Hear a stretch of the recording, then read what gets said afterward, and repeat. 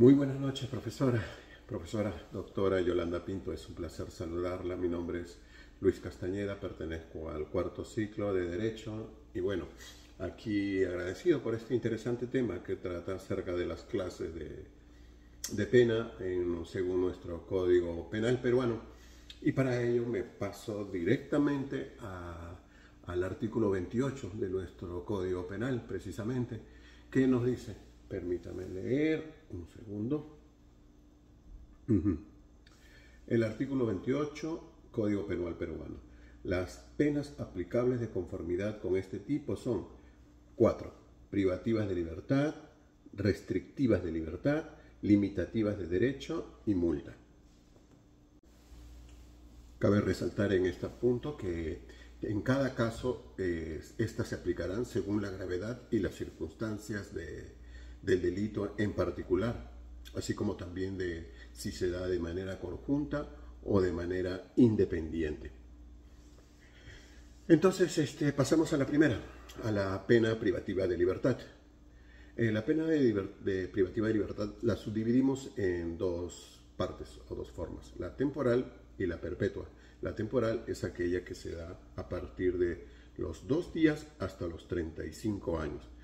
Hace poco fue modificada nuestro reglamento. Antes era que comenzaba a partir de 24 horas la suspensión de la libertad, pero hoy en día son de 48 horas.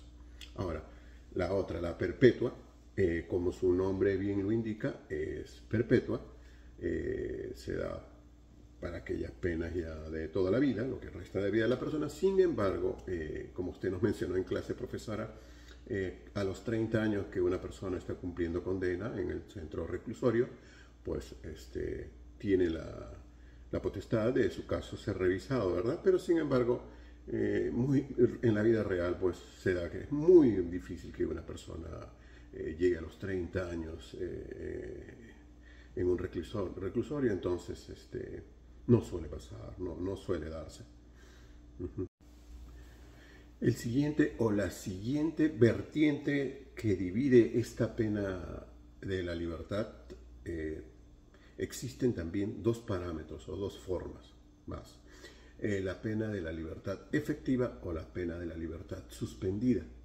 La pena de la libertad suspendida es aquel encierro ya de la persona condenada. Esta, en otras palabras, pierde su derecho, ese gran derecho de transitar libre por donde le provoque, y pues pasa a pasar un tiempo indicado en una cárcel, ¿verdad? En un centro penitenciario. Y la otra es la pena de la libertad suspendida. La pena de la libertad suspendida es una excepción de la misma regla efectiva, o sea,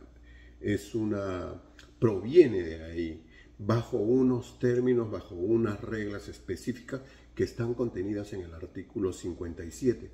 En este artículo se dan reglas para que se den estas excepciones, pudiendo yo ahora quizás mencionar principalmente estos requisitos: que el condenado, por ejemplo, no sea un residente. No tiene que ser un condenado habitual, necesita ser un primerizo, lo que llamamos nosotros, ¿no?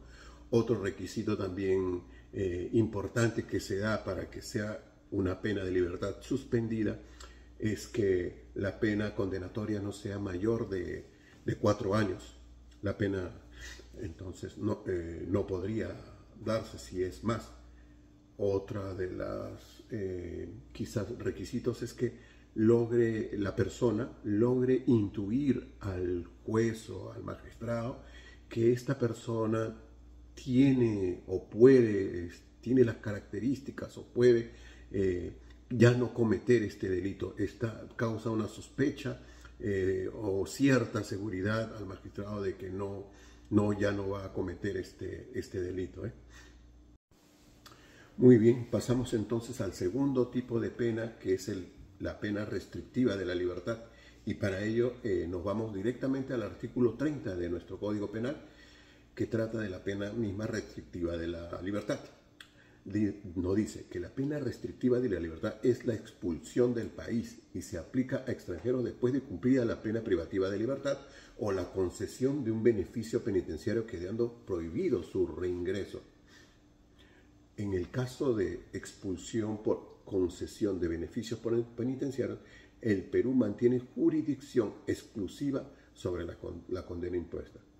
Entonces se entiende claramente que esta es la expulsión, bueno, es la que debería estar un poco de moda en nuestro país, ¿verdad? Porque con esta cantidad de invitados que hemos tenido extranjeros, pues muchos de ellos no se comportan bien, cometen delitos, entonces son juzgados, pasan un tiempo en la cárcel o capaz son excluidos de ella, de la cárcel, por ciertos beneficios de la ley y son prácticamente expulsados, son desterrados de nuestros territorios bajo unas reglas muy estrictas, ¿no? Entre las cuales está el que ya no pueden reingresar a nuestro país.